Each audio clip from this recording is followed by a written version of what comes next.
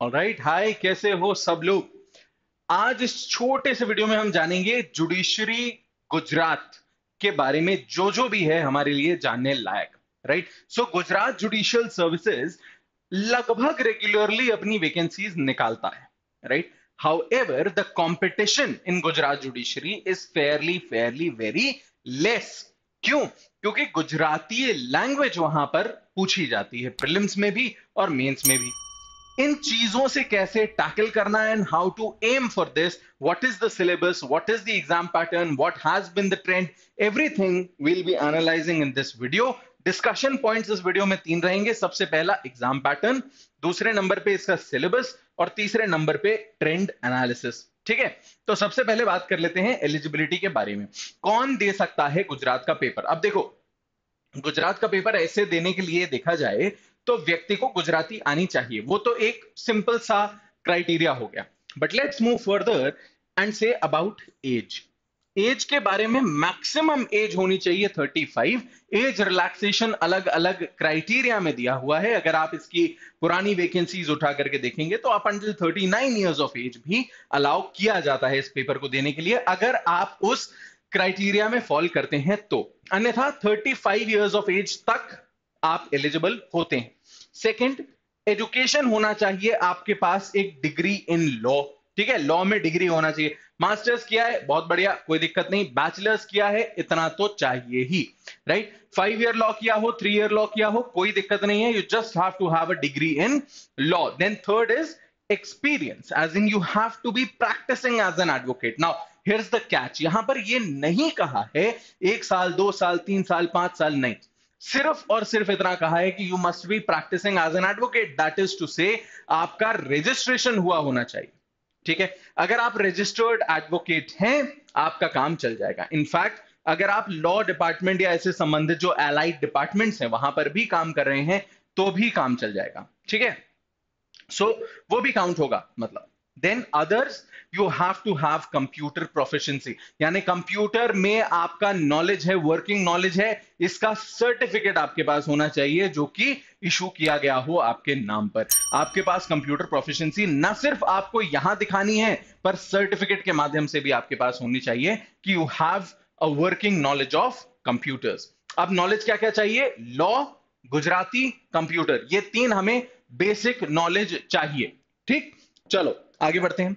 Exam pattern वही है सामान्य जो होता है, प्रीलिम्स, मेंस एंड इंटरव्यू। जिसमें प्रीलिम्स अपने आप में सिर्फ और सिर्फ एक क्वालिफाइंग एग्जाम है, इसमें सिर्फ पास होना है। प्रीलिम्स के नंबर आगे मेरिट में नहीं जुड़ते हैं। It is mains and interview जिसके नंबर फाइनल जुड़ करके एक मेरिट लिस्ट बनाते हैं, और उस सिलेक्ट लिस्ट से फिर फाइनली वो स्टूडेंट्स या वो कैंडिडेट्स सिलेक्ट होते हैं जो कि जज बनते हैं। ऑलराइट, सो ये दोनों हमारे लिए सबसे ज्यादा महत्वपूर्ण हो गए। अब इसमें भी मैंने मेंस को सबसे ज्यादा वेटेज दिया है। क्यों? मेंस को इसलिए सबसे ज्यादा वेटेज दिया है क्योंकि mains is the connecting link. Mains की अगर आप तैयारी कर लेते हो तो बहुत हद तक आपकी प्रीलिम्स की भी तैयारी हो चुकी है और इंटरव्यू की भी तैयारी हो चुकी है। लॉ सेगमेंट में अब आप स्ट्रांग हो। ऑलराइट, सो मेंस एक ऐसा पॉइंट है जहां आपको सबसे ज्यादा स्कोर करना पड़ेगा। सबसे ज्यादा वेटेज भी इसी का होता है, सबसे ज्यादा नंबर भी इसी में लाने पड़ेंगे, और सबसे ज्यादा टफ कंपटीशन भी आपको मेंस एग्जामिनेशन में ही देखने को मिलेगा। Moving forward, what is the syllabus for Gujarat judicial services? अब समझो, प्रीलिम्स का इसमें सिलेबस थोड़ा अलग होता है, मेंस का थोड़ा अलग होता है।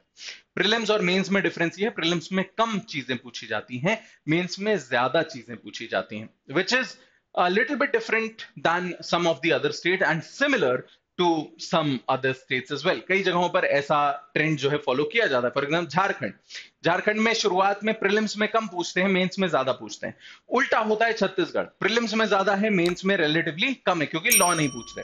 राइट, सो यहां पर आपका आईपीसी या बीएनएस, सीआरपीसी या बीएनएसएस, एविडेंस या बीएसए, ये तो है। अब आपको जो एक्ट सबसे अच्छे से करके जाना है, that is your Gujarat prohibition act. ये आपके प्री में भी है, ये आपके मेंस में भी है, और इसका हेवी वेटेज हमेशा देखा गया है एग्जामिनेशंस में। ऑलराइट, देन एनआई एक्ट में सिर्फ और सिर्फ चैप्टर नंबर 17, ठीक है, चैप्टर 17 सिर्फ और सिर्फ। Then code of civil procedure, limitation act, contract act, constitution का सिर्फ पार्ट 3 एंड पार्ट 4A, केवल ये दो चीजें, part 3 and part 4A। And then GK, English, reasoning, numerical ability, computer, ये कुछ चीजें हैं जो बच्चों को थोड़ा सा परेशान करती हैं।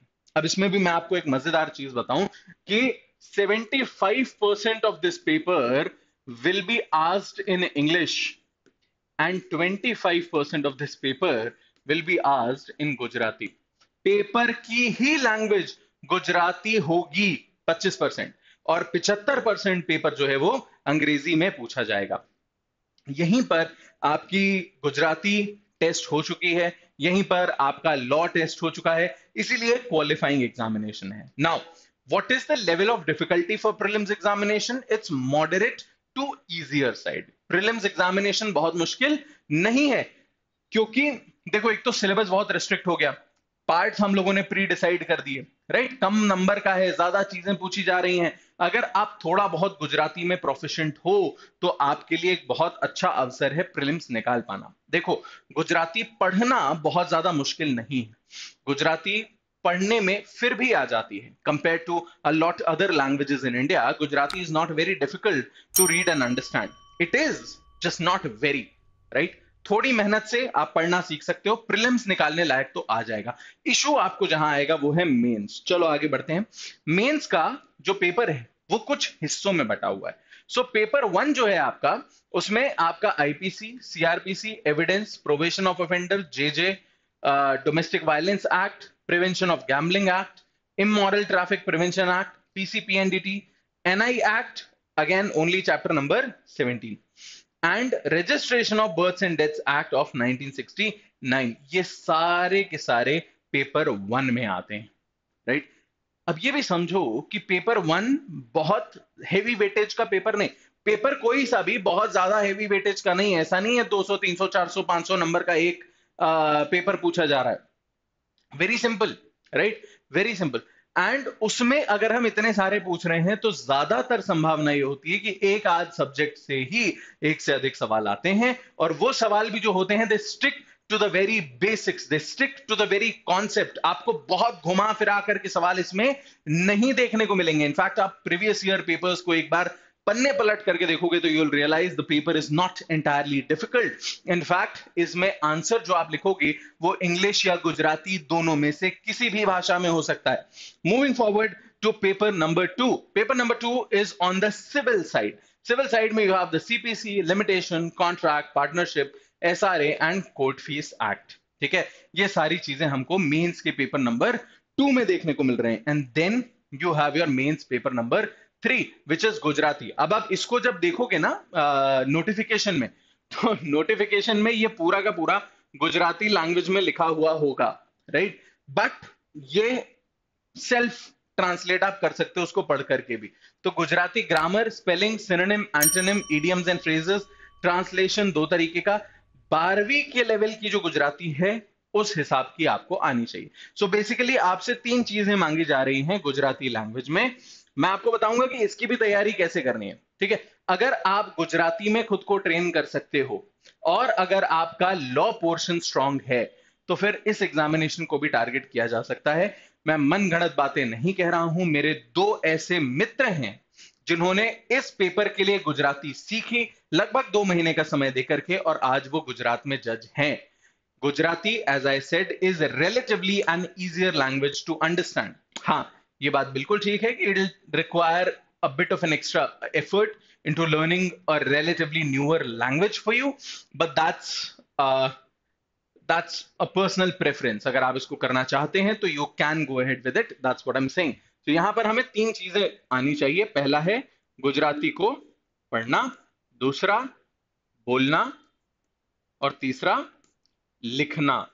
ठीक है, तो हमें ये 3 चीजें सीखनी है। इन्हीं 3 चीजों का टेस्ट हमारे मेंस पेपर नंबर 3 में होता है। एंड देन जब हम ये सारी चीजें मेंस में कर रहे होते हैं तो हमारी बहुत सारी चीजों का ऑलरेडी टेस्ट हो चुका है। देखो प्रीलिम्स में क्या क्या टेस्ट हुआ, लॉ हमारा जांच लिया, गुजराती जांच ली, इंग्लिश, कंप्यूटर, रीजनिंग, मैथमेटिक्स, ये सारी चीजें टेस्ट हो चुकी हैं in our prelims examination. Then we come to the mains examination. Mains में हमारा सिविल लॉ और क्रिमिनल लॉ इन डेप्थ पूछ लिया है, और गुजराती पर लिखने में हमारा कितना अच्छा कमांड है ये हमसे देख लिया गया है, पूछ लिया गया है। Now we have covered the entire syllabus, all right, and now we move to the trend analysis। किस तरीके का पेपर और कैसी वैकेंसीज रही हैं।